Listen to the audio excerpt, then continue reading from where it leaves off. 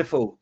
So welcome everyone to another VETtalks session. So I think we're about 5 or 6 sessions in now, and I'm really excited to be discussing today CRICOS and ELICOS Essentials.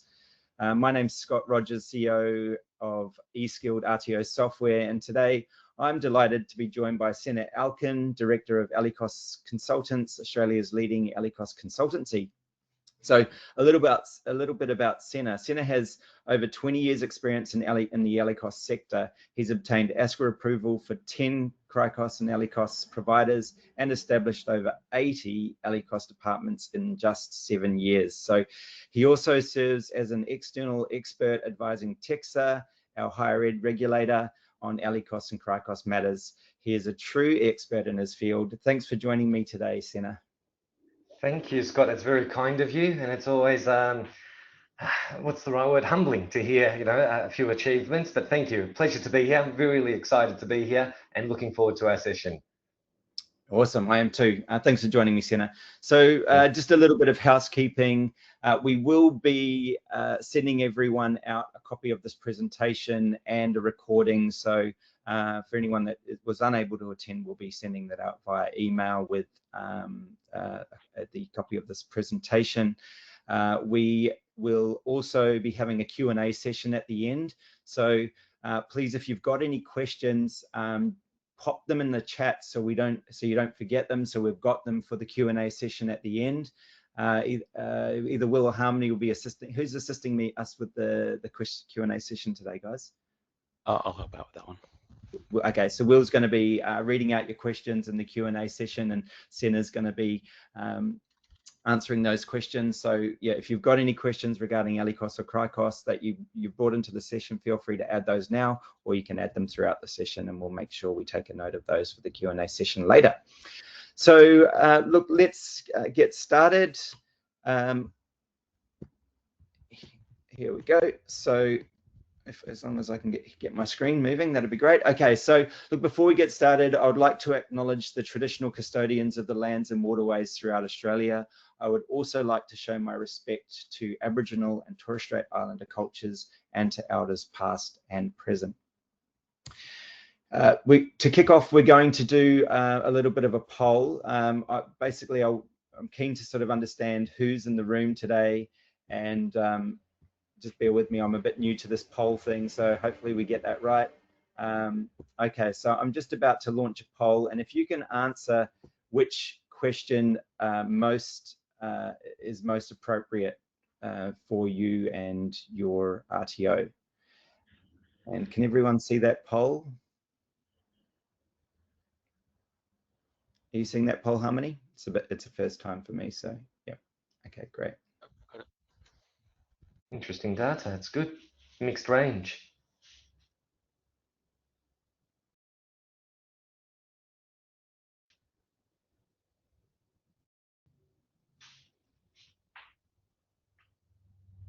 Okay, yeah, so we've got a bit of a mix. So we've got 3 ELICOS only. That's good. 2 CRICOS only. Got 6 CRICOS ELICOS. Lots of domestic.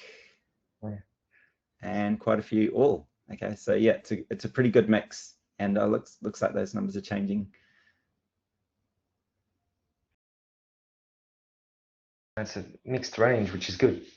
Yeah, okay, awesome. Well, I think we've got something for everyone, so that's good. We've tried to keep the session broad to ensure that we meet sort of everybody's needs. So I believe that we should have something for everyone in the session. So thanks everyone for providing your feedback there. It helps us sort of understand who's in the room and any areas that we need to focus on. So let's kick into the presentation. So I'm going to start with a bit of a session overview. So we'll kick off with the international student market and opportunities there. For those new to ELICOS, we're going to sort of break that open a little bit and look at what is ELICOS, what are the major markets, ELICOS and CRICOS frameworks, student support, marketing and international agents. We'll also look at the ASQA regulatory focus, and at the end we'll do a live Q&A for any specific questions that you might have regarding CRICOS or ELICOS. Okay, I'm just going to close that screen down for the poll. So let's kick off by taking a look at the international student market in Australia. Sener, what can you tell us about the ELICOS opportunities? Let's take a look at the sort of top global markets. Okay, so we're jumping straight into the deep end here. We're talking about ELICOS markets. So in summary, for the people that don't know, the Australian government considers anybody coming to Australia on a student visa to study an English course an ELICOS student. And these students come from all around the world. And some people are quite surprised by this data, which is the Home Affairs data. And we might know some of these markets, but we probably don't know all of these. And there is, we can see Colombia, and some people don't even know that Colombia is a large ELICOS market. They're like, really? Do we get students from Colombia? You may not have seen someone or heard. So Colombia is actually our top market. It's usually Colombia, China. As you can see, that China used to be our biggest market, but it's dipped a little over the last couple of years. But now in the top 5, we've got Colombia, China, Brazil, Vietnam, Thailand. Japan used to be higher, but due to, I think, the currency exchange, Japan's come down the ladder a bit. But these other countries that no one really hears of, Mongolia, Turkey, Spain, Ecuador, these are substantial markets. Of course, not top 3, but there's lots of students coming from these countries to Australia to study English.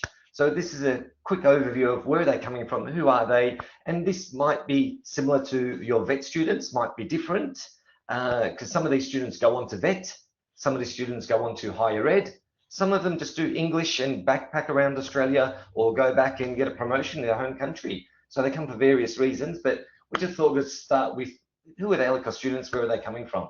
And this is a good overview of the market. And what about the states? Can you tell us a bit about that in terms of where they're going? Yeah, sure. So we can see the top 2, and this is probably no surprise, we've got New South Wales and Victoria taking the lion's share of the ELICOS students. Queensland's not too far behind, and the other states are not getting a large share of the market. And you can see Victoria, believe it or not, also has a large range of ELICOS students that do from working holiday visa or tourist visa that are not necessarily captured by this data. Awesome. And so that for those RTOs not in the ELICOS space, what's the opportunity looking like, Sener? Well, the ELICOS market is, I'm sure everyone knows, the most common language when you travel around the world is English. So there's students from all around the world wanting to improve their English. It's not just for travel, also for promotion opportunities at work. They're usually the 2 biggest reasons. And we can see that the worldwide market, we've got over 11 billion. That's a huge market. Of course, Australia only gets a snippet of that. We're getting around 10%. So we're getting about 1.7 billion worth of that worldwide market. Other countries in the market, no surprise, England, America, Canada. But Australia's got a large share for its population size of the English market. We can see that the last one's very important. The last note, we've got the international education market. It's worth around 50 billion to the Australian economy. It's huge, but of that 50 billion, not all of it goes to the schools. So we've got about 29 billion, which is goods and services. We say goods and services, we're talking about rent, shopping, going to restaurants, buying a car, anything they spend their money on, and around 20 billion goes to tuition fees. So it's a very valuable market to Australia. It brings in a lot more than tourism. People think tourism is a big market, but believe it or not, international education is much bigger than a tourism market. Awesome. That's really insightful. They're big numbers, and I'm actually surprised to note that Australia has 10% of the global market. That's pretty incredible for such a small country. I think we're punching above our weight there, aren't we? Absolutely. And so there's been a lot of talk about grants and in terms of visas granted, and a lot of controversy around the changes that have been made in that area. Do you just want to give us a bit of a sort of snippet on where we're at with that at the moment, Sener? Sure. I think it's no surprise to everyone that Australia increases the standards in everything we do. and might make it tougher, from housing to visa rates to everything we do. So it gets harder by the year. And that's probably because the market grows as well, and we want higher caliber, best applicants we can get. So we've got the markets down here. We've got ELICOS, Higher Ed, VET. They're the top three. And you can see the independent ELICOS is just over 75%. So students that are applying, not everyone is getting a visa. We're getting, a bit over 75%. But if we look at VET, VET's around the 60%, a bit under 60. But in both of those markets, there are specific markets that are much higher than the average. There's specific markets that are much lower than the average. But that's the average across the board. My VET clients are always surprised to hear that the ELICOS only visas have a higher rate of the visa being issued than the VET. And it's usually based on risk, as we all know. It's the genuineness of the application. And there's also a track record of the ELICOS students coming to study English, paying their fees and going back home. Whereas sometimes with the VET market, certain markets may want to stay, apply for refugee status, might get in trouble with the law, might not follow their visa conditions. So the government's aware of this. So they make it, market specific. And as we all know, for each visa application, it's judged on its own merits. And we can see that very clearly, the Higher Ed gets a very high conversion rate, and the ELICOS is second, and VET's probably third of those three. I'm not looking into the non-award in the schools. Schools is the high school sector, and the non-award is just doing units, individual units, which don't lead to a qualification. They're not two big sectors, but the big three sectors are Higher Ed, VET, and ELICOS. Awesome. And so in terms of those visas being granted, where are they coming from in the most part? If we can just look on the next slide. So this is my only slide, which is from AI, and it's not from government data. And I would agree with this. So I checked with AI to see how well does AI know the market, and I'm actually quite surprised it does know the market, because I've been in the market for 25 years, and these are the countries which I was going to say in my opinion, but I thought I'd see if I can find anything. But AI definitely agrees with me. These 5 countries got a very high conversion rate. And it's even AI said it's nearly automatic, but I think it tapered, and it took a few percentage points off just to be sure. But Japan, South Korea, Taiwan, Chile, Spain, basically the very high conversion rate. The reason why this is important for providers is, as a provider, you need to find the student that's willing to do your course, but then also they need to be able to get the visa. And if you're finding students from country X and they're not getting visas, well, your business still isn't getting students. The RTO is not getting students. So we need to find the balance of where can I get students and which countries have a high chance of getting a visa. So we need to take both into account before we market to that particular country. But you can see these 5 countries, it's very low risk to get the visa approved. I think that's really good advice, because I think, a lot of the time in the international education market, I think some providers will just sort of focus on a particular region without necessarily doing their homework in terms of making sure that the market is a good fit, and that the work that you're going to do to establish yourself in those markets is going to pay off, right? Because obviously it takes a long time to establish those relationships with agents, and establishing that recruiting funnel. Making sure that you're targeting the right regions is obviously critical to your success, and time and energy you spend paying off. So that's really great advice. So I guess whether it's ELICOS or CRICOS, the advice there is, make sure that you're doing your homework in terms of where you're most likely to get students that are going to be successful in gaining their visas so they can study with your organization.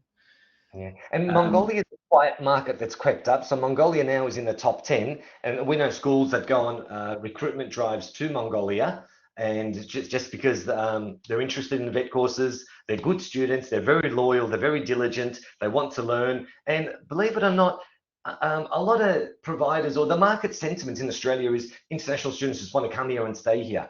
The data year on year for the last 10 years is about 84 to 86% of international students go back home. So a lot of these students that come here are from fairly comfortable backgrounds. So either their parents own a business or work for a government, or, you know, they're quite established, you know, in these markets. So they want to come here, get an education, improve their skills, and they want to go home. A lot of them don't want to stay in Australia forever. But the ones that do want to stay, they make noise, they get on the news, they find illegal jobs, or they get caught doing something. And then there's an article saying, oh, international students are doing, yeah.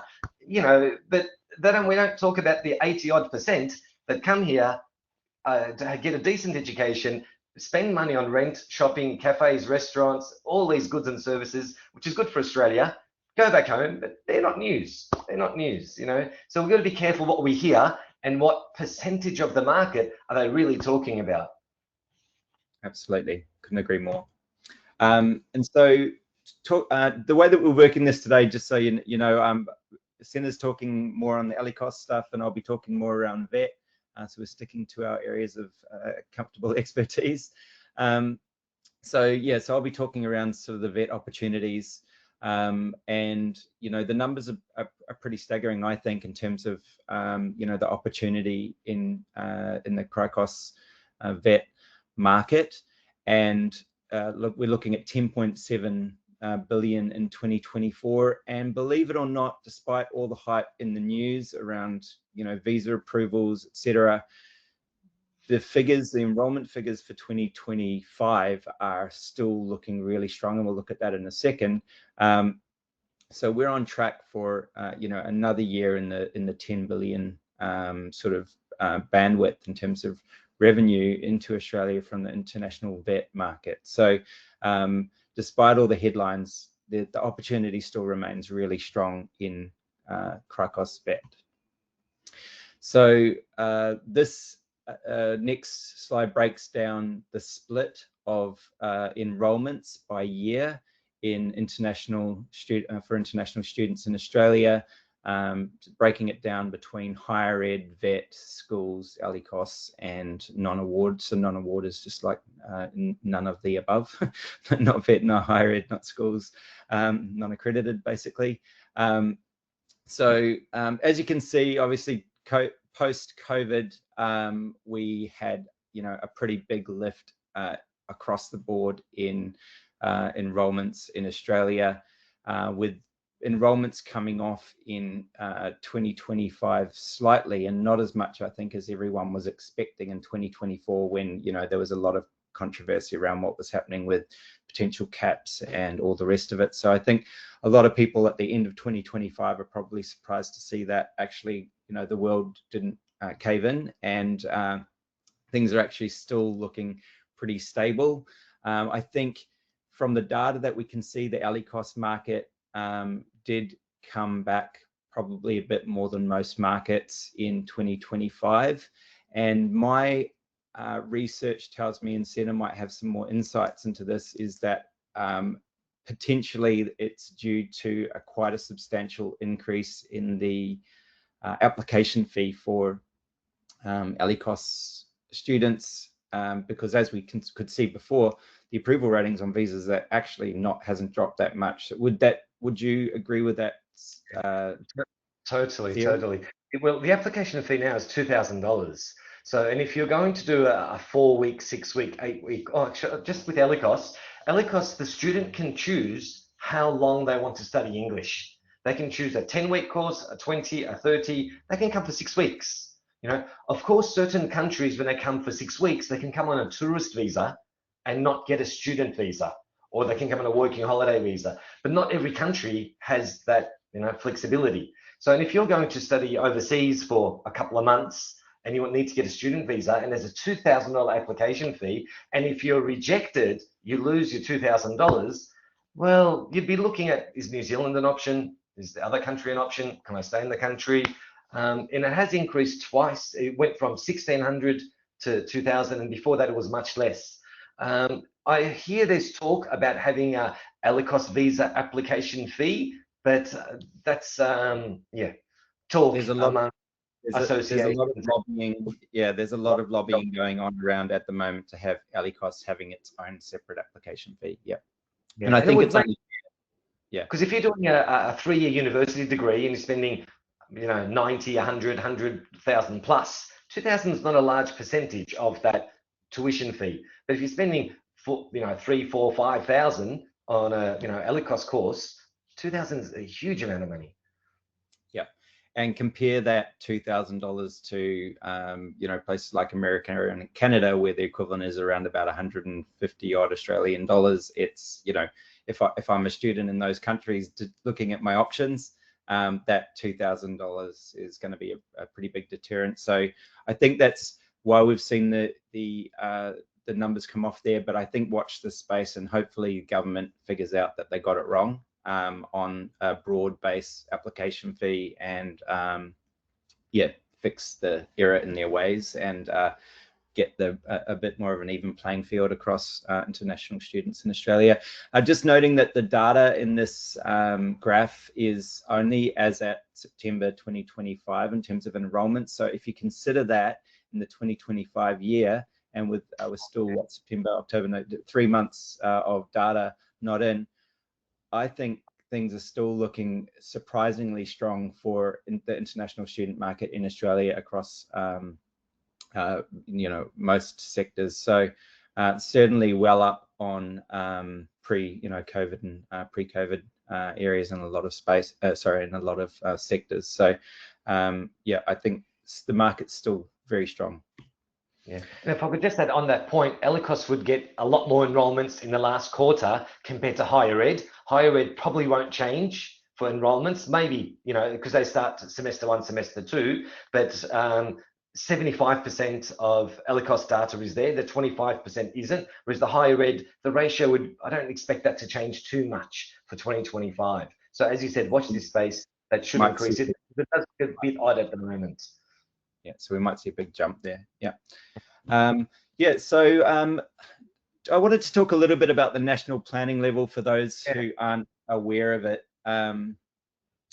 The national planning level is basically related to Australia's plan to manage the international student visas granted on an annual basis. So basically what it does is it sets a total possible international student visas that can be granted each year. And as you can see, 2026, there's actually a modest increase in allocation. So, it shows that the government hasn't capped everything and it's stopped. They are certainly planning for modest increases year on year. So that's good to note. The way that it works is that allocation is then distributed. So you can see there I've got a number for VET, which is the NOSC allocation.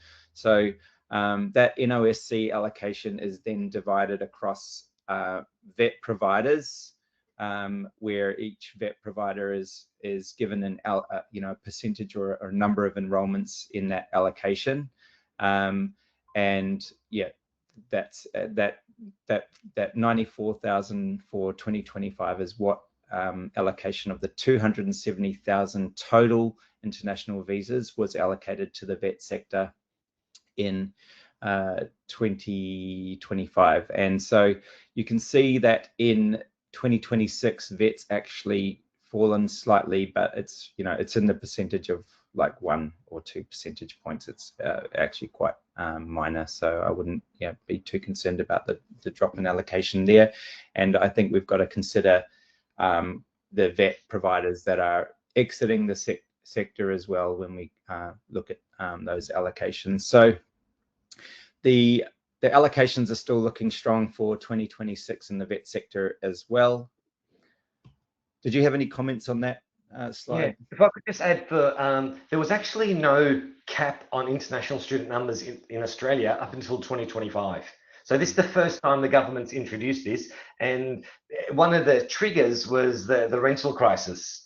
And so, there's a rental crisis. Well, why do we have a rental crisis? Well, who's in the country? We've got this many students, this many, this. Whoa, why do we have that many students? Well, there's no cap. If schools can get students, and if they can get a visa, they come in. Well, we need to do something.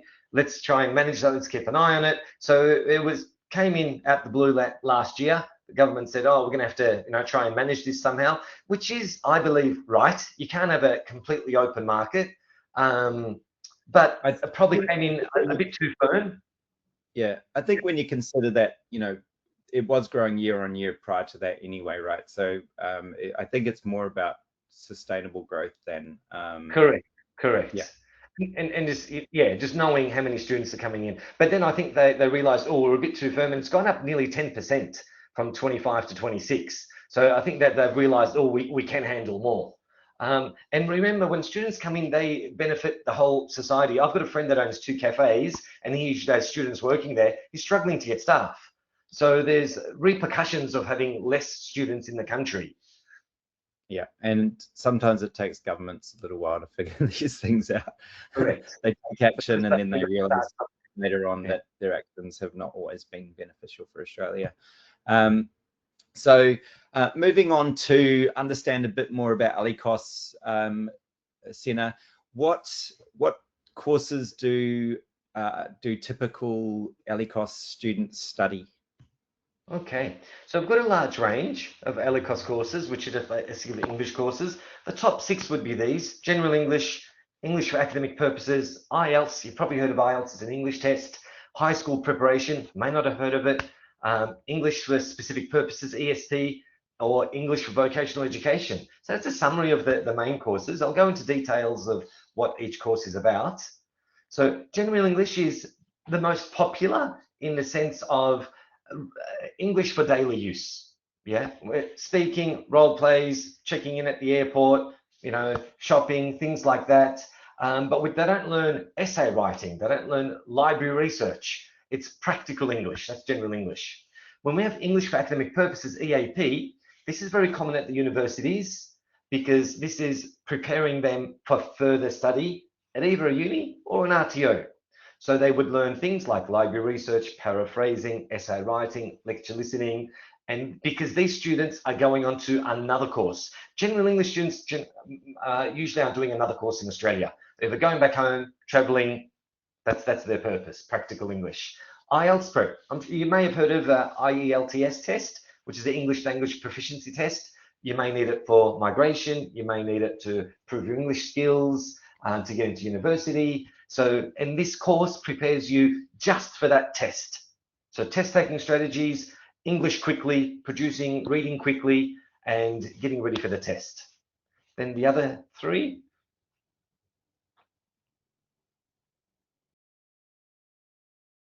I think we've got a little bit of delay on the slides between me. I'll try and prompt you a little bit quicker.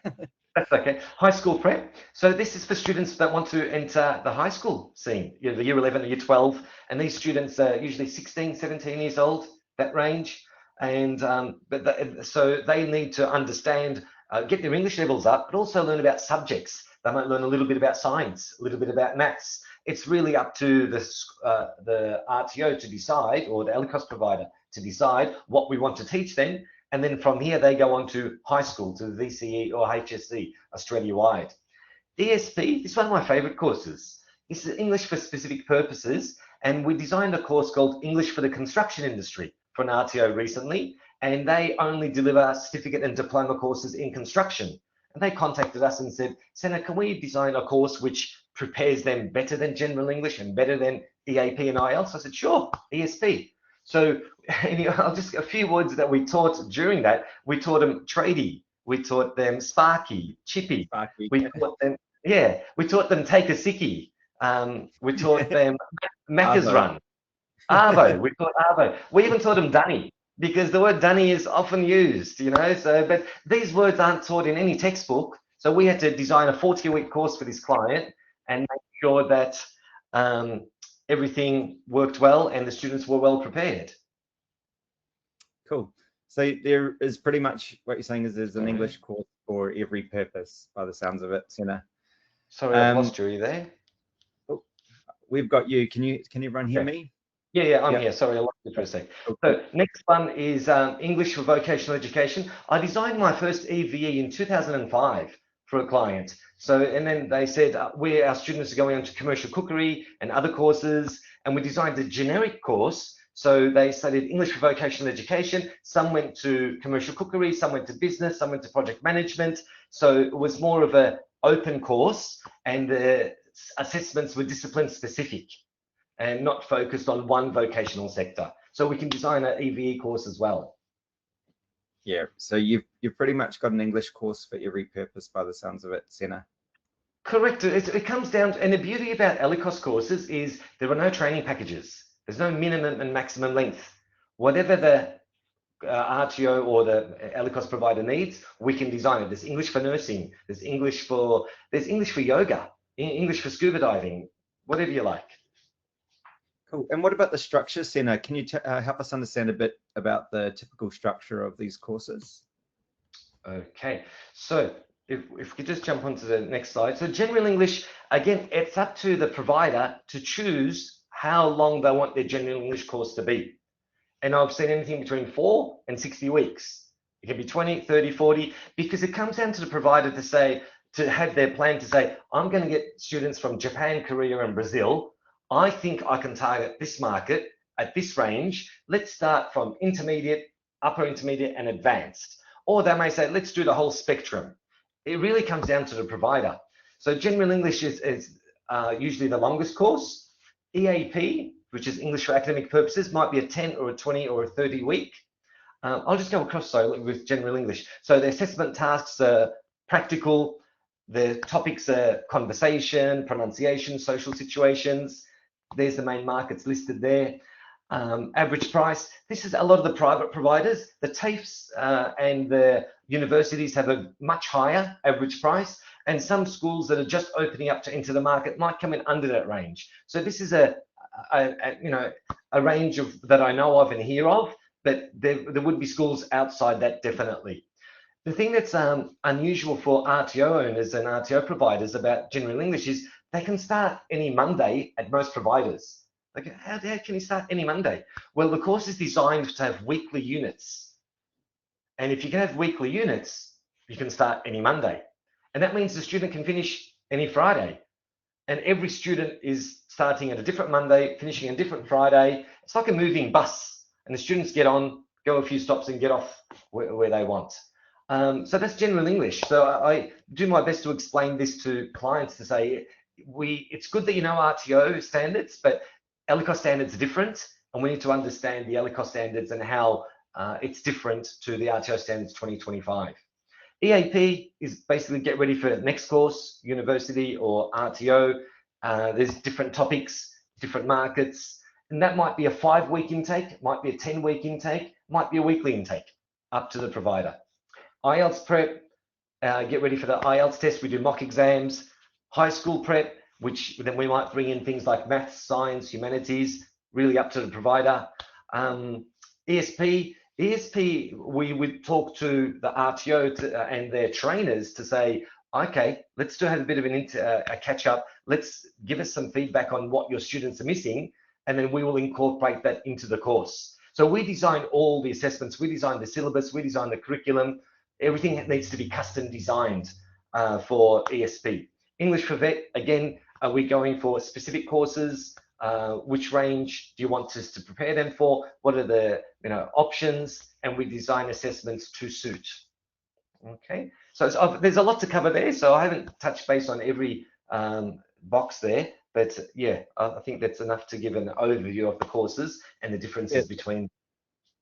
That's interesting that different courses have different markets that they appeal to. How does that work? Can you tell us a little bit about that? Okay, so usually the course is of value to people from different countries. So for example, in Japan, if they had a certificate in hospitality or a certificate in commercial cookery, it's probably not of value to them. So each market looks at the offerings in Australia from English courses and vet courses and to see what's of value to them to take back home. So that's why we have different countries applying for different courses. For another one, HSP. HSP is very popular with Vietnam, Korea, Japan, but we don't get any HSP students from Nepal or India. It's just that maybe the parents don't want to send their kids over. Maybe they don't want to go down that route because they know that if they do HSP, then they're going to do high school, then they're going to do university. So that's a long stay and very expensive, tuition fees. So there's, certain markets are attracted to certain courses. So from a marketing perspective, sounds like your scope is actually pretty important then. Absolutely. It all comes down to where do you feel you can get students from, and what do you feel there's a demand that you can meet. So no point putting on every course, or no point, you've got to understand what's your strength, and you need to understand, how we can capture students from that market. Awesome. And so, yeah, I believe there was some sort of frequently asked questions that you wanted to sort of take us through, Sener, to sort of address some of the questions you get asked regularly. Sure. So the levels that we usually use in Australia are these 6: beginner, elementary, pre-intermediate, intermediate, upper intermediate, and advanced. And textbooks that come in those levels. We don't go 1, 2, 3, 4, or Cert 1, 2, 3, 4, diploma, advanced diploma, different structure. So, and the provider can choose which levels they want to have a course for. The duration, again, it comes down to the provider. They can have 10 weeks a term, 12 weeks a term. It's up to the provider. There's no consistency Australia-wide. 10 and 12 are common, but you can have 5-week terms, or you can have a semester, up to the provider. This structure one is really important. I've highlighted these in yellow because these are quite different to, RTO world. And the provider can choose the name of the course. So you're not fixed. It could be general English for nurses. It could be English for construction. You have total free reign to decide the name of the course. And that's, again, different from RTO world. Intakes, you choose, the provider chooses, if we're going weekly, monthly. And most, as I mentioned earlier, in general English, they can start any Monday, finish any Friday. And on page 2 of the FAQs, certification. This is an important one. As we know in vet world, you need to complete the course to get a certificate. In English, you don't need to complete the course. So if the course is 60 weeks in general English, if I complete 4 weeks or 8 or 10 or 20, I still get a certificate. And the certificate says I did 20 weeks of this course. So we don't even use statements of attainment and certificate diploma. We don't even use those words because there's no statement of attainment. And if you complete part of the course, you get a certificate.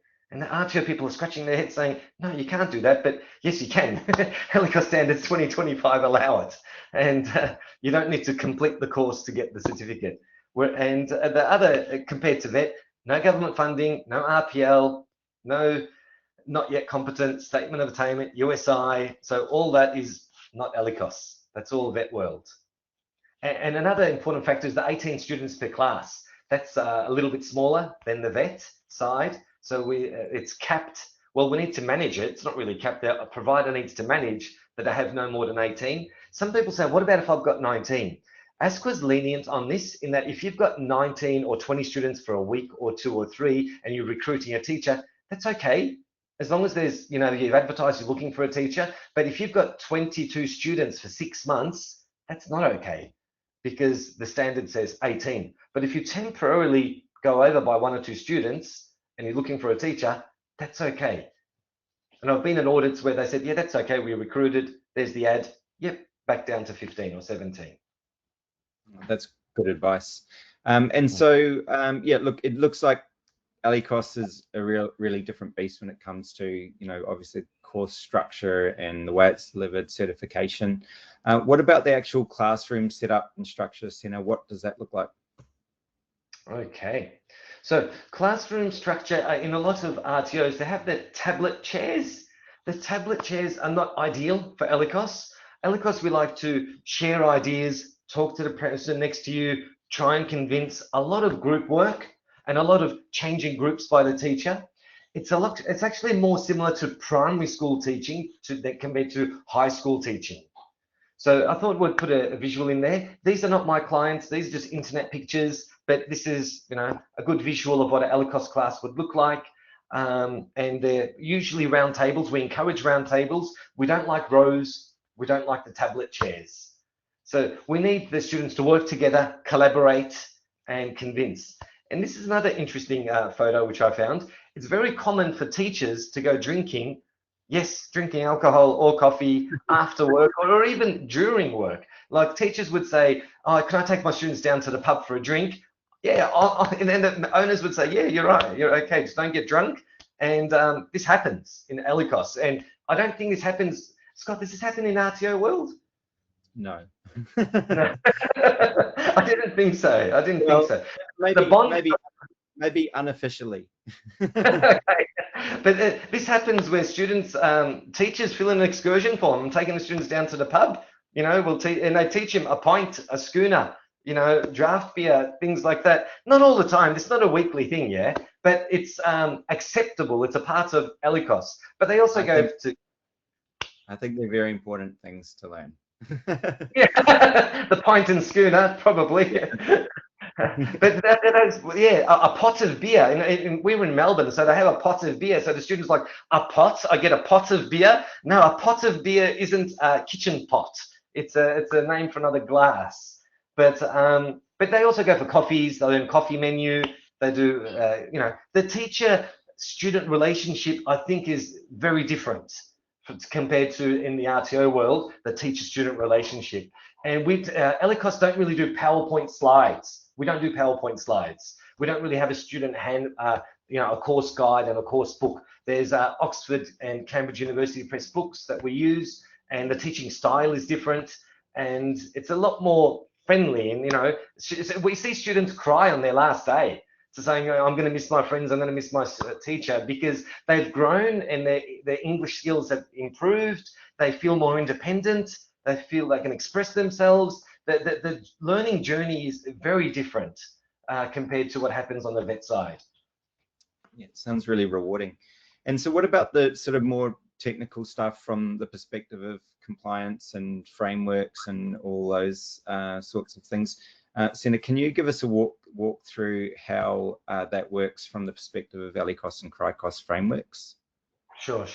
I'm sure everyone's aware of the RTO Standards 2025. We have our own version of that, which is ELICOS Standards 2018.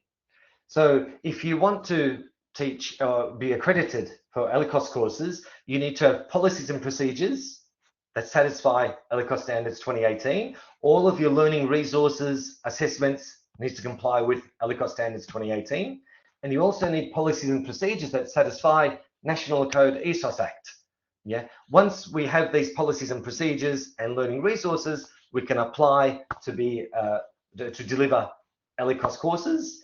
And the ELICOS side does not have to comply with the RTO Standards 2025. Yeah. The RTO Standards 2025 is for your vet courses. ELICOS Standards 2018 for your ELICOS courses. And if you have a chance to read it, they're quite similar in objective. In, you know, we need to have assessment. We need to make sure there's formative, summative. You know, there's not a huge amount of difference between the two. We have a TAS and session plans on the vet side. On the ELICOS side, we have a curriculum and we have a syllabus on this side. What you call a trainer, we call a teacher. You know, so at the end of the day, it's about the learning experience. National Code is more for agents, refunds, student services. So it covers other areas, generic areas. So just one thing, interesting point here. Many people don't know that you can be an ELICOS only provider and not an RTO. An RTO can deliver ELICOS, but then you're still an RTO and you have an RTO code, and your RTO provider number needs to be on every document. But there's ELICOS only providers that don't have an RTO number and you have a CRICOS provider code, and that code needs to be on every document. So many people don't know that you can be an ELICOS only provider and not be an RTO, and you don't have to comply with RTO standards because you're not an RTO. Awesome, that's interesting. And what about the code? Do you want to sort of break that down for us? That because obviously a lot of RTOs in the room may RTO or domestic only RTOs might not be familiar with the code. Correct. So for the domestic only RTOs, if you want to have international students, you need to have policies, procedures that satisfy national code. So this has, you know, the standards, marketing, recruitment, written agreements, education agents, younger students, support services. I don't suggest any RTO approach this by themselves because it might look half compliant but may not be compliant. I suggest you find the consultant to work with you and to, you know, become enter this space. But, you know, the marketing recruitment side, we actually work with agents, which is different to domestic RTOs. where an agent which works basically a contract employee, you could call them. They work overseas or locally, and their goal is to get you students. And when they get you students, they take a commission. So there's standards around that, how you monitor that, how there needs to be an agreement, how you manage them. Your agents need to be on your website. They need to be on the government website, which is PRISM's as well. They need to be, the government needs to know who your agents are. There needs to have a written agreement between the student. So there's certain, let's call them rules or policies, procedures that RTO needs to follow to get CRICOS registration and to ensure compliance with national code. So that's the first half. And the second half, Scott? Oh, did I jump to the next one? Sorry. So standard 7, transfer between providers. So it's actually even you need to have a policy on transfer between providers, which means if there's a student that goes to ABC RTO and they want to come to your RTO, there's rules. So if they just landed in the country and have been there for 1 month, you can't accept them. They need to have studied at least 6 months of their primary course before having the option to transfer providers. So this would be covered under your transfer between providers policy, and you need to ensure that's followed. This protects the provider as well. So if you work so hard, you went to Mongolia, you went on a trip, 20 students signed up. So this is to safeguard the provider to ensure that all that hard work you've done, well, at least they're going to stay with you for 6 months. But if they're not happy in 6 months, they're free reign. They can leave. You might not be a good provider, but if you are a good provider, you'd think they'd stay with you. And so that 6-month rule is actually, I believe, a good rule for providers, because not all RTOs invest in overseas relationships and try and work with overseas agents. They might try to poach locally or recruit locally. So that protects the providers, I believe. Complaints and appeals, need policies for that. Course progress and attendance, we need policies. And the other ones are record keeping, provider default. All of them need policies, procedures to ensure your CRICOS registration is compliant. Okay, and then let's take a look at the standards and how they sort of maybe how they work in ELICOS, but also maybe some of the differences with VET. Yes. So when we're adding an ELICOS course, we need to have policies and procedures for CRICOS if we're not already CRICOS registered, and then the ELICOS standards. And the ELICOS standards will cover things like your curriculum. C1 has 20 subheadings, which is similar to your TAS, and has 20 subheadings, and you need to complete that to say what's the course name, what's the purpose, where's your target market, how will you conduct assessment. So you need to ensure that it's actually a bit more prescriptive to a TAS. A TAS, you don't really have the subheadings, it's not given to you. You need to come up with your own subheadings, whereas in ELICOS, the 20 subheadings under C1 is given to you, and you need to provide that when you submit your course. There's also requirements around, assessment, formative assessment, what qualifications a teacher needs to have. So all the standards outline what you need to be providing to students and what policies and procedures are needed to be satisfied ELICOS Standards 2018. Awesome. And while we were preparing this for this webinar, there were some major changes happening in government around amendments to the ESOS Act, which obviously meant we had to go back and add a few slides into our presentation for today. Sener, do you just want to talk us through some of those amendments, particularly for those ELICOS providers who may not have been able to catch up on the changes to the ESOS Act? Yeah, so we need to understand when there's a change to the ESOS Act, if it's not mentioned as VET or higher ed ELICOS, the change applies to all CRICOS providers, because this is the overarching legislation for all providers of education to international students. I don't see these changes as major disruption for providers. These aren't really added burden, in my view, of delivery. They haven't increased the hours. They haven't increased qualifications needed. They haven't really disrupted the delivery models. So from that sense, I think that from a student perspective, they won't even know that changes came into effect. But from the running of the school and from a compliance perspective, there's a few things we need to do back end to ensure we're compliant at audit time. And these the fit and proper test is, the requirements on the fit and proper have increased. One of the changes which is important is previously, if the agent was a co-owner of the school, that was okay, you didn't need to tell anyone, but the agent needed to act in good faith. Now, if the agent is a co-owner of the school, you need to let the government know, to say, I work with ABC agency and we own that, or we own 50%, or I'm a shareholder. Now you need to let the government know. And this is important because an agent should be impartial, and the agent should be acting in the student's best interest. The agent shouldn't be just funneling students to you because we both own each other, or it's got the same owner. So this has been an issue where agents were directing students for who knows what reason, maybe their owner, brother, sister, family. So now the government's saying, hold on, we will need to stamp that out. We need to know if there is ownership between the agent. I think it's good. So the agent transparency has increased. The other requirements, related person, mandatory reporting, it's more just compliance back end, and I don't really see it as a major change to the sector, in my view. Yeah, I think a lot of these changes, particularly for vet providers, are really just bringing the ESOS Act into alignment with the standards for RTOs, and particularly around, the acting of, the governance requirements that have been strengthened in the standards, and bringing those same governance requirements across to the ESOS Act. Obviously, there's some more specific stuff around the agents and the role of agents, and transparency around agents.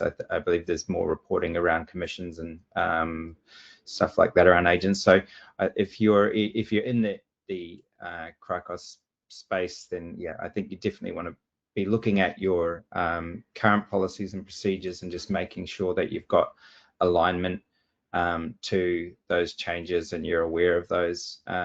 We didn't have time to get into the changes today just because there was just such short notice, but we've given you a bit of a summary here, but I do recommend that you just get yourself up to speed in terms of things that you might need to do in terms of updating policies and procedures to just make sure you've got those amendments covered.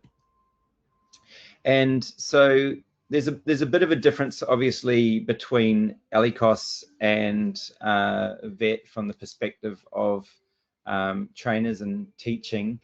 Can you just sort of give us a little bit of a rundown on what how sort of teachers and trainers differ across those? Sure. So to be an ELICOS teacher, we need a degree, a bachelor's degree, and surprisingly, it can be in art, science, psychology. It doesn't have to be an education degree. It can be a degree in any field. Then we need what we call a TESOL qualification. TESOL stands for Teaching English to Speakers of Other Languages. And a TESOL qualification, there's some that are 6 weeks, there's some that are 6 months. They need a degree and a TESOL qualification to be a qualified ELICOS teacher in Australia. So the most common TESOL qualification is CELTA, which is CELTA, and that's a Cambridge University-owned teaching qualification, which has been going for nearly 100 years. And a lot of the universities offer it, some of the TAFEs offer it. It's quite expensive. It's around $4,000 or $5,000, and you can do it between 6 weeks, 8 weeks, 10 weeks, depending on the provider. And once you have your degree and your CELTA, you're an ELICOS teacher. There are other options as well. You can have a postgraduate certificate in TESOL from a uni, a grad dip in TESOL from a uni, a master's in TESOL, or the Australian version of CELTA, which some RTOs may have heard of, is Certificate 4 in TESOL. And that's our version of the CELTA, and that qualifies as well. But we need a degree and a TESOL certificate, so tick, you're a teacher, okay? Trainer, on the other side, I think everyone knows, these qualifications are not needed to teach ELICOS. We're talking about training and assessment Cert 4, we don't need any of those. The good thing about ELICOS qualification is once you're qualified, you can teach general English, IELTS, EAP, English for specific purposes. You're qualified. It's not like on the vet side where you need those units. or you need mapping, or you need to demonstrate how I've got, I can deliver those units. But it's up to the provider. If the teacher has no high school preparation teaching experience, would you employ them? Are they the right person? So it's really the onus is on the provider to do their due diligence and find the right teacher. But from a qualification perspective, degree, TESOL, done. Okay. Industry experience requirements. So one of the ELICOS standards, and this I don't think is on the vet side, is if a teacher's not experienced, the provider must provide mentoring. And the standards don't specify how long is the mentoring, who's it run by, when does it, how long does it go for? No, it just says inexperienced staff need to be provided mentoring. So, and that's, I think, is a good point, because it ensures that teachers are supported and are learning if they don't have the experience, and they're putting the onus on the provider. Okay. Yeah, and I think it's a summary of the two, and we can see that they both teach, but they do different things. So teaching focus, we've got just more notes here. Assessment, we do formative and summative as well. We have a curriculum syllabus. On the vet side, there's TAS and session plans. We can name the course anything on the ELICOS side, whereas on the vet side, that freedom it's not really there unless you do a specific, I think it's I forgot the name of the course. You design your own course. Delivery. This is an important one for the ELICOS. 20 hours face-to-face in a classroom. So attendance is taken. That's not Zoom. That's not online. The face-to-face, we need to be careful face-to-face now, because historically face-to-face meant in a classroom. Now we are all face-to-face via the computer. So we need to be careful with the face-to-face interpretation, because when that was written in 2018, face-to-face meant in a classroom. And I'm sure they'll update that to say face-to-face means in a classroom, not virtual. You can, and on the ELICOS side, online is not permitted during those 20 hours. A lot of clients ask me, Sener, can we do 1/3 online? No, that's only for higher ed and vet. But in ELICOS, it's 20 hours. If you want to do online, it can be outside the 20 hours. And because it's outside the 20, most schools don't go for that option. Okay, awesome. And what there's some differences around student support for ELICOS and CRICOS providers. Can we run through some of those differences? Yeah, sure. Yeah, so we need to provide orientation for ELICOS students when they come to Australia, and this is one of the requirements. You need to have information, pre-arrival information. This falls under national code. So pre-arrival info is cost of living in Australia, rent in Australia, what life is like in Australia, public transport. This goes on your website, goes in your student handbook, but also should be delivered via an orientation program on campus. And let them know about their attendance and course progress requirements. It's a requirement to provide a 24-hour number for international students. So if anything happens, that's usually a landline that's diverted to a staff, but you need to provide a 24-hour number. We need to ensure there's adequate support services. The reason why the government's strict on this is for the domestic market, most students have friends, family, support networks, especially family. Most, you would say, have got parents or brothers or sisters in Australia. But the international students, most, I'd say 99% don't have family here. They may have someone they know, but their support is quite limited. So the school is encouraged, the school needs to ensure, their welfare is taken care of, and make sure if they're, feeling depressed, having trouble with accommodation, trouble fitting in, the school's got to pick that up and provide some support.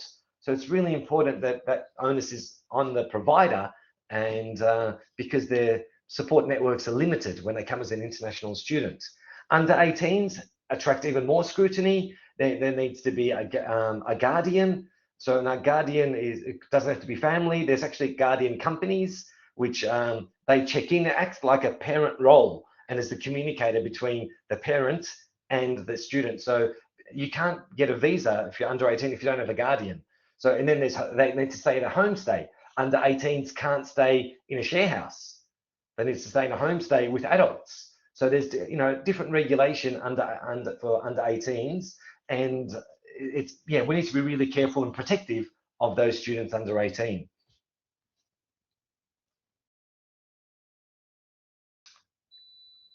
Is a counsellor required? So this is something that comes up. This is the ELICOS standard. So if we are CRICOS only for VET, it doesn't apply to you. But if you're an ELICOS provider, that's the standard there, 6.9. So we need to have a relationship with a professional counsellor. When I say professional, they even need to have experience in counselling and or a degree or qualifications.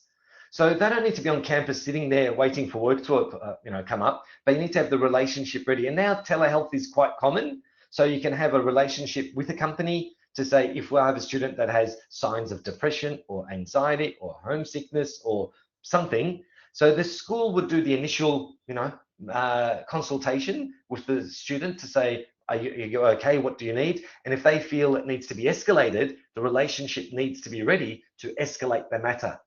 And a lot of schools, we recommend that they have a contract relationship and they charge per hour, but the school needs to have that relationship ready for if they want to teach ELICOS.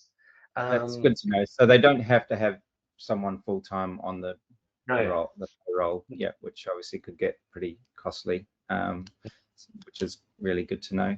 And what about when we start to look at marketing and international agents? Obviously, there's been a lot of controversy around agents, particularly in the international education space, and it's not all doom and gloom. And unfortunately, if a few bad eggs, spoil the bunch, but that's not actually the case. And obviously, we need to be mindful that there are good agents out there. Can you help us understand a bit about the international education marketing arrangement with agents and what we need to be looking at?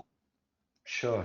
Thank you. So over 90% of international students come via agents. So it's good to have a website, but there are very few students that go look in Australia, international school, find a school, contact the school directly. It's not common. So over 90% come via agents. This is because of language barriers in their own country. This is because of trust.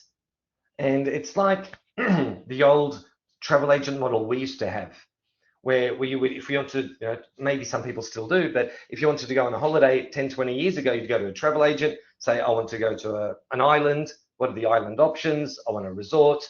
And the agent would, give you a few options and you'd pick one in a hotel and they would package everything. The same model applies for education agents overseas. We don't really have these shop fronts in Australia because we don't have shops selling education. But if you go to Japan, Korea, Brazil, Spain, there's education agents. They have a shop front. Where do you want to go? Do you want to go Australia, New Zealand, Canada? You want to do university, ELICOS, diploma? And they come through agents. This is the door that 90% come in. So we really need to understand the model. We need to have agents that trust us and we trust them. And we need to work together to recruit students. Agents take a commission. And fortunately, there's no real upfront fee or a marketing fee. Some of them may say, oh, can you contribute to our newsletter or something? That's up to the school if they want to. But most agents, there's no ongoing fee. That's the structure. It's commission only. You send the students, you get a cut. You don't send the students, we don't pay you anything. But but as that relationship deepens, you may be involved in other events or exhibitions or seminars. That's really up to you and the agent. You need to have an agreement with the agent. That agreement needs to be reviewed. There needs to be clauses in there for terminating the agent. So when looking for an agent, you'd be asking a lot of questions, but they'll be asking questions of you as well. How long have you been around? How many staff do you have? What courses do you have? And you should be asking the same questions to them. How long have you been around? How many students did you send to Australia? Have you sent any ELICOS students? If they haven't sent an ELICOS student to Australia in the last 2 years, I don't know if they're going to send you one. But if they've sent 50 to Australia in the last 2 years, okay, which courses? General English, IELTS, EAP, okay, good. Ask them their expectations. It's a two-way street because if the student's happy, and you're delivering good education, the agent's happy, you're happy, it works well. But if they send a student that doesn't want to study, even if you get a good fee, it doesn't help you, it doesn't help them. So it's, you know, the agent and the school need to be in harmony and ensure that whatever is promised from the agent is delivered at your end. So it's a very important relationship. I don't think you can be successful in CRICOS without agents. I don't know a single school. So, and it's up to you to decide which countries to have agents from. It's no point having, you know, 100 agents from 100 countries. You need to narrow that down and say, I've got these products, let's target on these markets, let's work with these people. Okay, thanks, Sener. And that's, yeah, really important, I think, from the perspective of when you're building your relationships with agents. They need to be a good fit. You need to be confident that they're reputable and, you know, they're going to be able to bring you the business that you're after. And yeah, and I think going right back to the beginning, be looking at the markets where those students are going to get visas, right? So I think sort of bringing that all together is really important when you're considering, you know, which countries and which agents that you want to connect with, and do your due diligence and make sure that that agent is, you know, reputable and not going to end you up in sort of the hot water. I think it's pretty important. So I wanted to look at a bit about regulatory risk, and I'm going to be moving a little bit faster because we're a little bit behind where we're hoping to be at this point, because we're having a great chat and there's lots to cover. So, but I'll move a bit faster through some of the compliance stuff, but there are particular things that I wanted to sort of take a look at in terms of considerations for the international market and, you know, doing it right. So it's good to look at some of the stats and understand the risk. And I'm going to be spending a little bit of time on risk because not because it's scary and not because it's something to worry about, but because obviously it's really critical that we deliver quality education. And there's obviously a lot of bad press around, you know, what's happening in vet at the moment. And it's important that as a sector, we take that, you know, that feedback seriously and have processes and systems in place to manage, you know, our own compliance risks. So, yeah, some concerning stats. Obviously, I'm not going to go into a lot of the press around international education. There's been a few bad providers, and there always will be bad providers in any industry. But in ASQA's last report, they cancelled 7 major providers, and we're talking big providers. A large percentage of those were in the international education space, and the issues that caused their cancellation were things like systemic fraud, resulting in around about 25,500 vet qualifications being cancelled. So, you know, there's a few bad eggs, and unfortunately, those bad eggs increase regulatory scrutiny, and they have increased regulatory scrutiny in vet. So now more than ever, if we're in the education space, we need to be aware that the risk profile is heightened because of providers like those. So ASQA has now got a much closer eye on international education from the perspective of its regulatory monitoring. And so basically it did 284 performance assessments between 24 and 25 in their last report. 78% non-compliance rate in those RTOs that were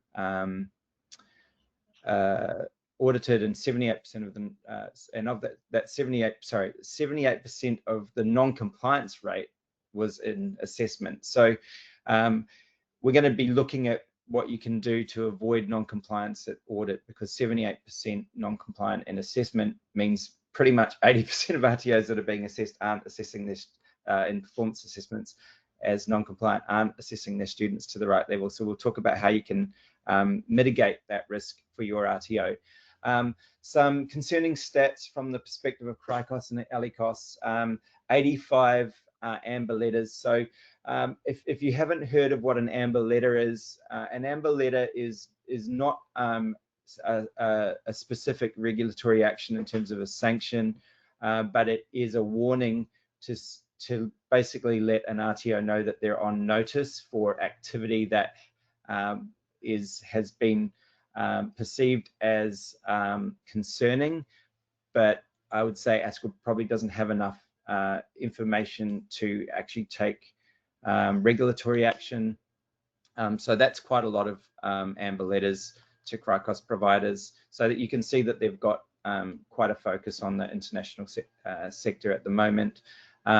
Of serious investigation matters, sorry, 60% of serious investigation matters involve international providers. So international providers are being targeted by our regulator at the moment, and they're finding serious concerns in the ones that they are targeting. And remembering that they are targeting based on information that they're getting. ASQA is now connected into the Department of Home Affairs, and you name it, basically all different government agencies that they're collecting data from to identify providers that they deem may be risky. So when they're taking this regulatory action, they actually have a lot of intelligence prior to going in. So of course, with that prior intelligence, the numbers look worse than they are, because they're actually targeting RTOs that they know are doing the wrong thing. So of serious matters, so those serious matters that are under investigation 79% of them relate to bogus qualifications, cash for qualifications, fabricated assessment evidence, and ghost colleges. So as long as you're not doing those things, you should be okay. So, you know, whilst the figures look bad, you know, they are really out there looking for the players that are not playing the game correctly, and their intentions are wrong, and they're not in it for the right reasons. There were 116 site visits to CRICOS RTOs in that same 12-month period. 88 of those were unannounced. So that's just some things to consider if you currently hold a CRICOS registration, and you know, you want to make sure that you've got your risk management strategies in place, and we'll talk about some of the things that you can do there. So some of the things ASQA has flagged as highest risk areas include non-genuine student recruitment. So that's and that's where your agent relationship is really important, ensuring you're partnered with the right agents, because you don't want to be receiving students that don't have a genuine interest in studying in Australia, that may be here just for a visa or looking for a migration pathway or strategy. You want to make sure that the students that are coming into your RTO are genuine and have a genuine interest to study and gain a qualification or an English certificate within your organization. So misleading marketing and agent misconduct is obviously a big problem, and so again, reputable agents and ensuring you've got processes in place to monitor that agent's marketing activity and what information they're sending to the prospective students. Academic integrity and assessment fraud has been a big focus, so just making sure that you've got those quality assessment systems in place. That goes for anyone, domestic or CRICOS. It's not, you know, it just goes without saying, you need to be assessing to the standards. Shortened delivery for international cohorts. Again, a big proportion of delivery for CRICOS students outside of the ELICOS space needs to be in the classroom as well. So, you know, you need to make sure that you've got the balance right, and yeah, we'll look into that. Work placement exploitation, so students doing work and not being paid for it. Data reporting failures, so, you know, data management, having a proper data management in terms of your student management system, and ensuring that is up to date and in sync with your PRISM's data is really critical. There's lots of concerns and issues relating to that. It's commonly coming up even for those providers that are doing the right thing. They're not necessarily managing their data well. and inadequate training and assessment for international learners. So these are the focus areas that ASQA is targeting in the next 12 months.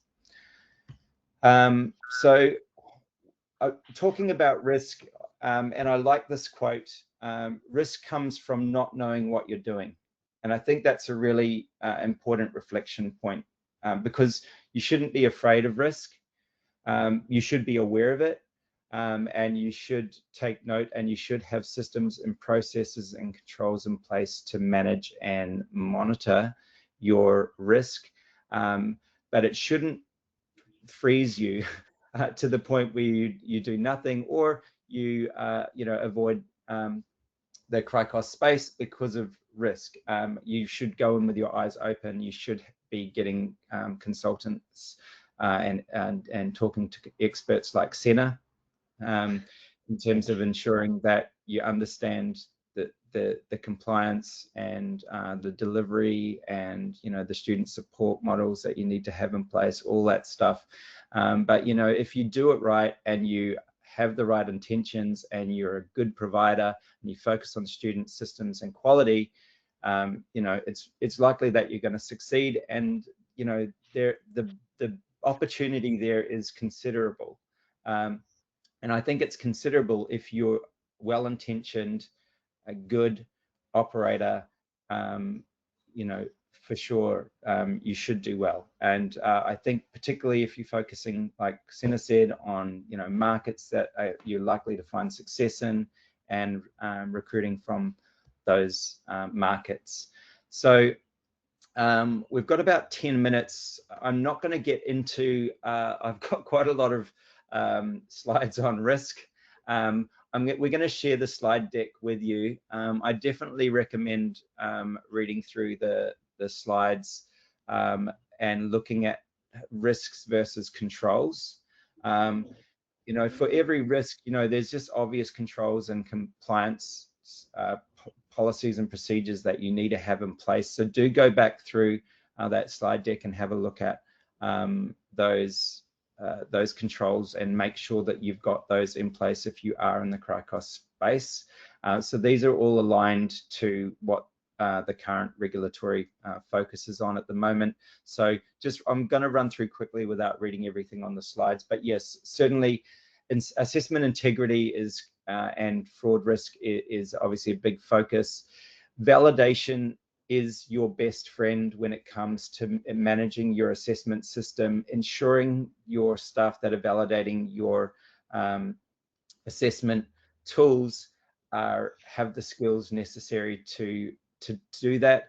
One of the biggest things that ASQA has noted in its last report, and if you haven't read that, I really suggest you do, because it tells you all the things that you don't want to be doing, and all the things that you should be doing, and what ASQA's findings are when it goes through performance assessments. So, and one of those is that if the validation system in the RTO is bad, it's likely that they're going to be in that 80% non-compliant in assessment. So if you don't want to be in that 80%, you need to do validation well. You need to not treat it like a tick and flick, and be making sure you're taking valid samples of student assessments, reviewing assessment judgments, and ensuring that the students are meeting the outcomes of the training product. Yeah, super important. We've talked a bit about marketing and recruitment marketing and recruitment risk already, so I'll just move through that one quickly. But performance monitoring is really important when you've got agents. So you need to be checking in, have some checklists, make sure that you're checking the marketing material that they're using, what's being said to students. You need to make sure that your agreements are really strong, and make it really clear the obligations from a compliance perspective for those agents. I would definitely recommend having some form of risk assessment for each agent, because under the standards, particularly at the moment, you're supposed to have, under your governance standards, a risk management strategy. And by having a risk rating for agents, it shows ASQA that you're taking into account a risk from agents based on your monitoring activities for that agent. Be looking at the number of the visa rates, marketing materials, all the stuff that's critical to ensure that your agent is acting in best faith. So non-genuine students is obviously another big focus, and ASQA collects data via Department of Home Affairs on that. So just make sure that you have low visa refusal rates, and basically you just want to make sure that students that are coming through your doors are there for the right reasons, and you can have checks and balances, pre-interview screenings, and do your due diligence and document verification and those types of things. Course quality and duration is another big area. So just ensuring obviously students are attending, and you've got attendance requirements in ELICOS too, right, Sener? What are the 80% for ELICOS. So students need to be attending a minimum of 80% of classes. Yeah, so 80% attendance in ELICOS. So make sure you're monitoring that. You need systems. Dashboards. Like if you've got a system like eSkilled, it will dashboard up all your attendance. It'll show you students that are at 90%, 80%. So you can start to see students fall down through the attendance rates and be acting on that intelligence and information before it's actually becoming an issue, making sure you've got proper intervention strategies and that you are keeping a track of those intervention strategies through your student management system is really critical. Simple things like, for instance, like from a systematic perspective, a system like eSkilled will, from an agent perspective, if you've got all your agents set up as agents in our system, you can publish through our iframe. You can literally publish all your agents to your website just by posting an iframe on your website. So that ensures that every time you add an agent to your student management system, they're automatically updated on your website. So you're not having a situation where things go out of sync. So yeah, definitely look at the systems. You want to make sure you've got dashboards. A system like eSkilled will also make sure that you can set flags and automations to let people know if students aren't starting to fall through the gaps in terms of attendance before it's a problem. I think we spent a bit of time on student well-being, so I won't spend too much time there, but yeah, obviously making sure that students have access to those support services, they know how to get them, and yeah, you've got well advertised and publicized information so they know what support is available to them. A big problem is data management, and again, it comes down to not just having good systems, but ensuring your staff know how to use those systems. I think a lot of RTOs are using good systems, but they don't have a good internal processes for ensuring staff are properly trained, know how to use the system, know how to look for data issues, and what to do in terms of making sure that all of that data is up to date. Yeah, obviously ensuring your staff are adequately qualified. We've gone through some of the differences in qualifications across ELICOS and CRICOS. This is actually a massive area of non-compliance. So particularly in the vet space, I'm not sure about the ELICOS space. Sener, is it an issue there? It's a lot easier. It's a lot easier. It's not really if you're on it, if they're compliant from the start, but vet units change, courses become outdated, so you've got to go back to trainers. Do they have that? What are you doing? ELICOS, once you're qualified for life, unless for life, until ELICOS standards 2018 are updated. Yeah, there's just so many areas to fall over for RTOs in the space. You've got professional development that needs to be maintained. In your training and assessment quals, you've got to make sure that you're industry current in your vocational quals. And plus make sure that your credentials aren't expiring. You need systems. Again, eSkilled's got trainer matrices that will notify staff and compliance officers if any of those qualifications or credentials or currency is expiring or prior to expiring, so you can ensure you're staying on top of that. So it's just about making sure that you've got those risk management systems and controls in place so you're aware that stuff's happening.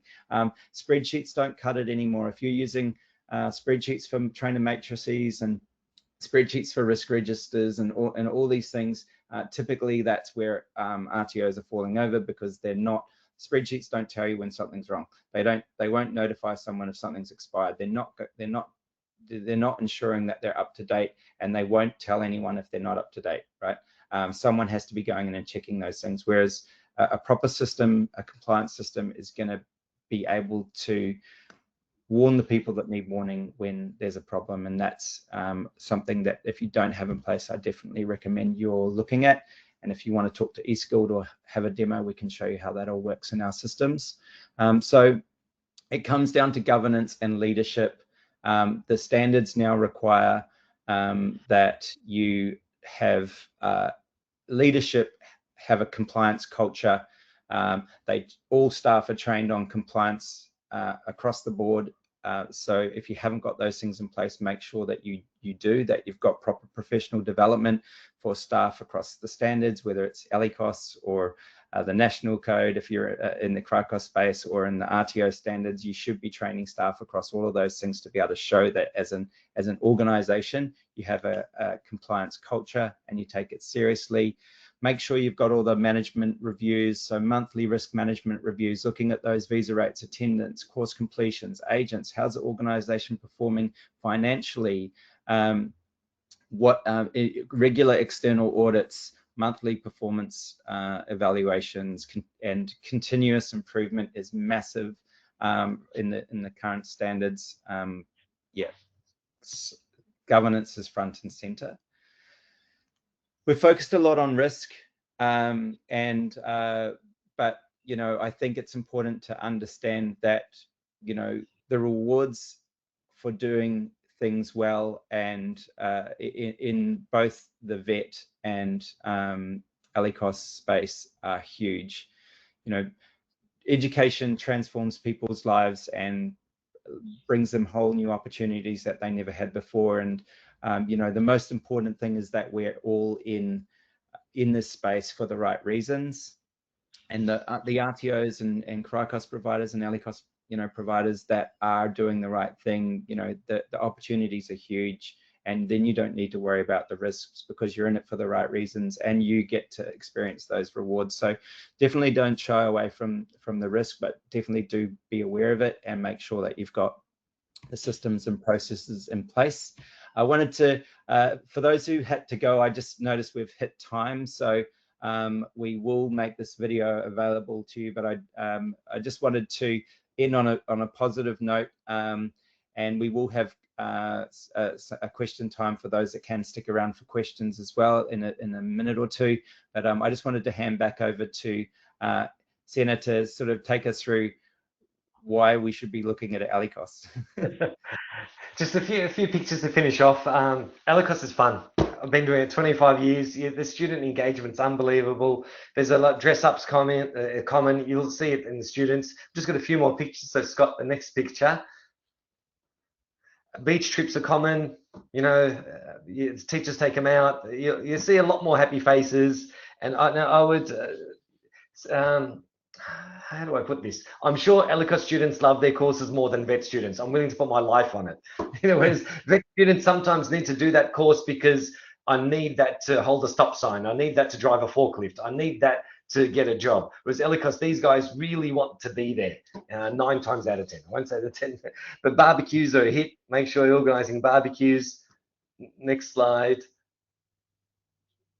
Kangaroos or koalas, some sort of excursion, they love them. You can just say it speaks for itself.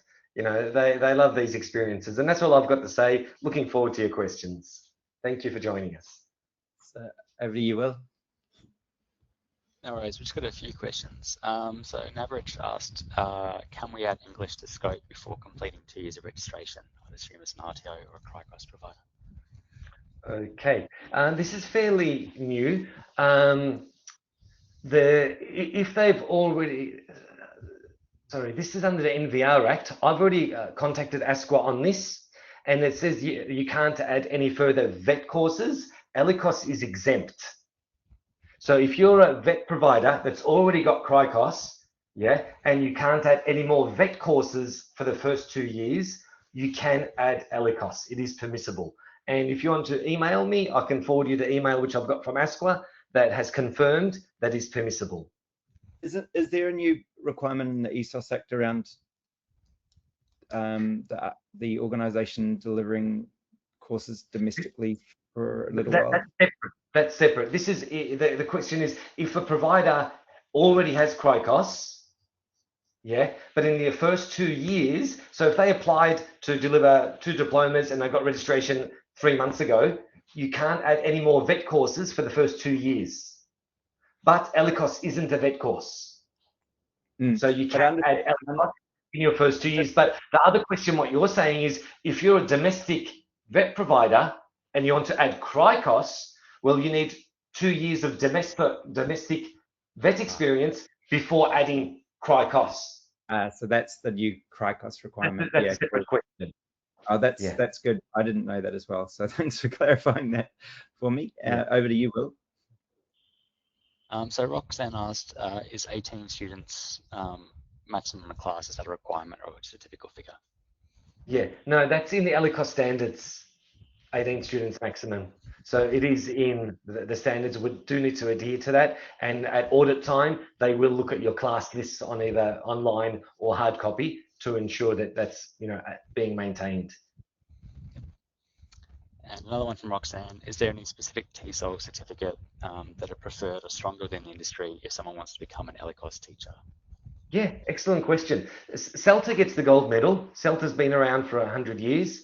It's run by, the reason why I say CELTA gets the gold medal, you can go to any country in the world, Brazil, Paraguay, go to Mongolia. If you say if you go to an English school and say I've got a CELTA, they know what it is. If you say you've got a Cert 4 in TESOL from Australia, they'll say, what's that course? But CELTA's the gold medal for recognition, for their quality of trainers. CELTA's definitely their preferred one. Even during the CELTA, you have to teach 6 lessons and you get observed and you get feedback. For the Cert 4 in TESOL, sometimes they get RPL for that. Sometimes it's it's not as stringent. So Cert 4 TESOL CELTA gets my tick of approval as first and best option. Not only option, but first and best option. Good advice. Debbie's just asked, can you add the ELICOS courses if you're not a CRICOS provider? Good question. If you're a domestic RTO and you say you're doing first aid and you're doing traffic or things like that, you can add CRICOS and you can add ELICOS. Yeah, that part of the operations will be CRICOS registered, and you can still deliver domestic courses with government funding or fee for service. That is permissible. Okay. You don't have to bring the whole operations over to CRICOS. So even if you've got the courses, they don't automatically come over to CRICOS because you need to have a CRICOS TAS, because the TAS you've written is all for domestic and for funding. They don't automatically come over. You can add just ELICOS only. So basically it'll be 2 little businesses under 1 business. You can have domestic and ELICOS only. Yeah. Correct. Cool. Okay, cool. Awesome. I think that's the end of the questions in the chat. Okay. Yeah. Well, look, Sener, thanks for that. I really appreciate the knowledge and wisdom that you brought to the table in this session. It's been really great, and I've learned a lot as well. I just wanted to share with everyone before we sort of wrap up, if you're interested in having any assistance from Sener in terms of support in the ELICOS space, he's offering everyone at the session a very generous 15% off their services. All you have to do is mention that you're at this session, mention VETtalks when you contact him, and he'll make sure that you get that discount. For those who want to look at how to better manage systems and governance, eSkilled is pretty much the only student management system focused on the governance and compliance aspects for RTO providers, and we would love to show you those features in action. I was going to do a demo today, but we've had so much to talk about. You can feel free to get in touch with us if you do want to do a demo and see those things in action. But we will also offer anyone here a 15% off discount, and Harmony will have the team send you out an email with the information for that. But the voucher code for that is is VETtalks. Just a couple of QR codes there if you wanted to access our websites, and if you just did want to get in touch with Sener now, you can scan that and go straight to his website, or if you are interested in booking in a demo, feel free to scan that QR code and book yourself a demo, and we can take you through a lot of those risk management strategies and compliance things that we didn't quite get to today.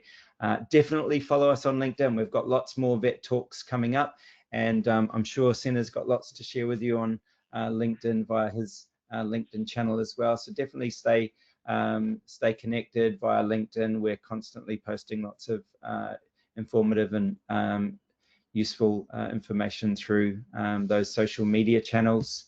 We've got another QA slide, but we're not going to do any more QA. We've finished there. So I'd just like to thank you all for joining us today for this VETtalks session. A big thank you to you, Sener. I've had a really wonderful time. It's been an area that I don't know a lot about in terms of ELICOS, so you've shed a lot of light on areas that I didn't know before, so thanks for your time. And thank you to Harmony and Will for helping me out on the technical side from questions and just making sure everything ran smoothly today. And most importantly, thanks to all of you that have joined us. It's much appreciated. And stay tuned. I think Harmony will be running the next VETtalk session.